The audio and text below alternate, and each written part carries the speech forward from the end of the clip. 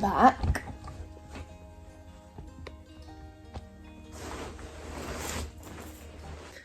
So I thought I would do a video on just documenting my life, and that's kind of what I want this to be. My channel is like a video diary of me just documenting life. And I saw this post, I don't know if it's on Instagram or TikTok or Pinterest, and it said like and it said, when you start documenting your life, things become worth documenting. And I think it kind of ties in with that old trend of like romanticizing your life. I really like filming things and getting creative with filming, but I also love scrapbooking and journaling and keeping a diary. And that's one of my New Year's resolutions, is to really put the effort into keeping video diaries. And yeah, I mean, I don't want to put too much of myself on the internet, as in my deepest, darkest secrets that I put in my actual diary, but you know, the documentation of living and the beauty in life and things. Yeah, it just makes things meaningful, you know. It's nice to capture moments, it's nice to capture the beauty, it's nice to capture the mundane. And yeah, so that's kind of what this video is. I'm going up to Lancaster to stay with my friend tonight and tomorrow night. Me and another friend are going up, and I think we're gonna go to the Lake District tomorrow, and that would be really lovely. And why wouldn't I want to capture it, you know? I really enjoy it, so that's what that's going to be, and it's a goal of mine to be more regular with it and keep up with the habit of documenting. So hopefully we will have more of it, but yeah. So that's what this is.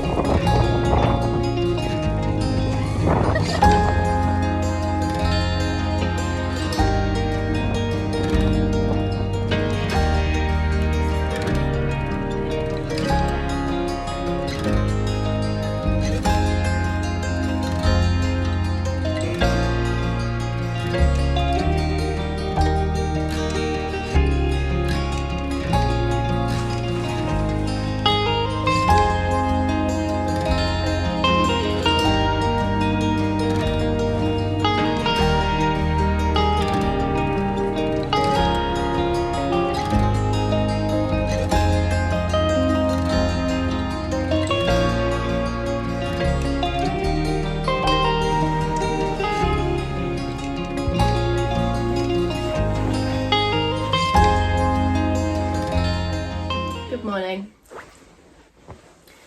It is the last day of January. Oh no, it's the last day of January tomorrow, so this video is just my end of January documenting. It is, oh, I hate January. I'm so excited for February to come.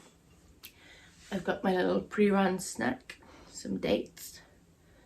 I'm gonna get up and go for a run, and then I don't have work today. Well, I might do, it depends if I'm supposed to be meeting someone like an hour away from me to plan a holiday together, but I don't know if we're gonna see each other because there's train strikes, so I might be working, I might not be, because I can go in last minute. But I'm gonna run, make breakfast, go to therapy, and then I'll see what I'm doing. But yeah, and then chill. I'm gonna eat these and then stretch and then let them digest a tiny bit and then head out. Oh my god, the Crescent City third book is out today.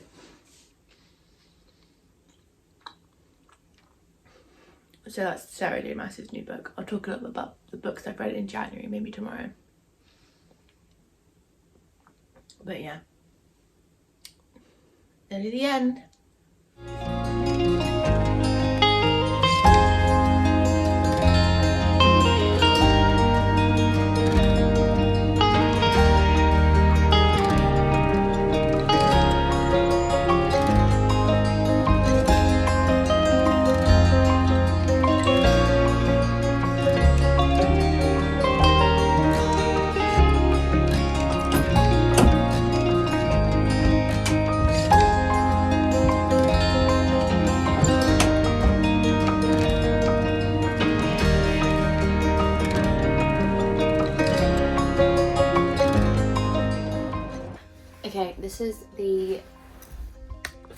third time I filmed this, but my phone keeps saying it's out of storage, but it's not.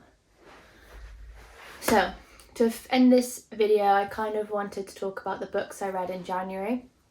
I read 4 books this month, and I was trying to aim to step out of my like fantasy romance comfort zone, which I did, I would say fully.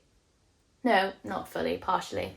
I started with Just Kids by Patti Smith, and I'd give it a 3 out of 5. I did really enjoy the writing, and the story was lovely and heartbreaking and beautiful, but it just wasn't enough happening for me personally. I would reread it. Like I really enjoyed the writing. And then I was like, okay, I need a break. I'm gonna read Belladonna.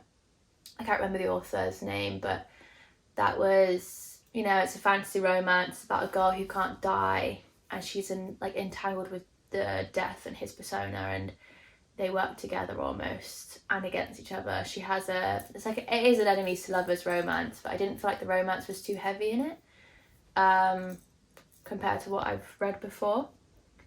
I'd give that a 3 out of 5 because I can't really say anything about the writing really. And then I read The Secret History by Donna Tartt. With that, I'm just going to check it's still filming.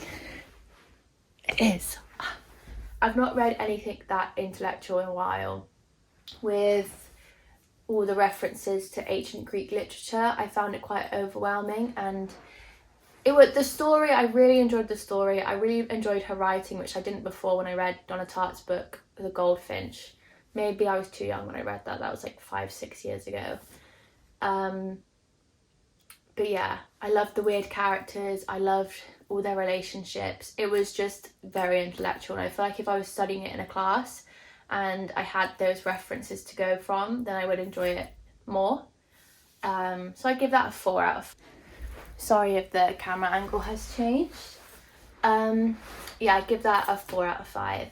And then the last book I read was Emily Wilde's Encyclopedia of Fairies, and that book is perfect for winter. It is so cozy and sweet, and it's snowy. It's set in this snowy land in Northern Europe, maybe like Iceland or somewhere, I can't remember.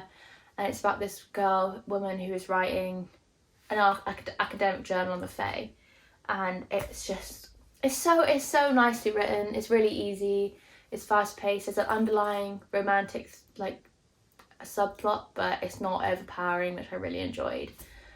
And I also, I'd give that 4 out of 5 because it was just so sweet and cozy, and I really enjoyed it. Perfect for January. Then I listened to From Blood and Ash. So technically 5 books I read, but I didn't count it because I've read From Blood and Ash before. That's by Jennifer L. Armentrout. I've read nearly the whole series, but I just wanted to listen to it because it just gets me through work. Work's been boring, and then I'm listening to it on a run, and I'm really enjoying that. I finished that, and I'm on the second one now, listening to the second one. But yeah, for February, more like lit fic, contemporary fic, that kind of thing. I picked up this book. Small. Even if it's not fast paced, it's got quite big writing in it as well. So I feel like that wouldn't take me long to read, and it's like stepping me out my fantasy comfort zone. So yeah, thank you for watching.